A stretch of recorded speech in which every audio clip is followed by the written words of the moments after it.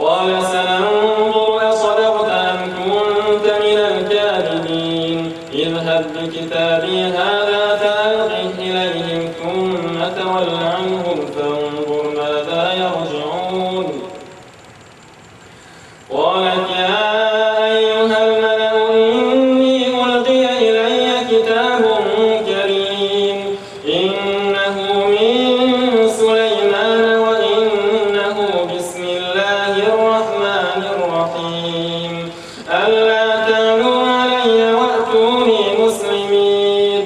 قالت يا أيها الملأ أفتوني في أمري ما كنت قاطعة أمرا حتى تشهدون. قالوا نحن أولو قوة وأولو بأس شديد والأمر إليك فانظري ماذا تأمرين. قالت إن الملوك إذا دخلوا قرية أفسدوها وجعلوا أعزة أهلها أذلة وكذلك يفعلون. وإني مرسلة إليهم بهدية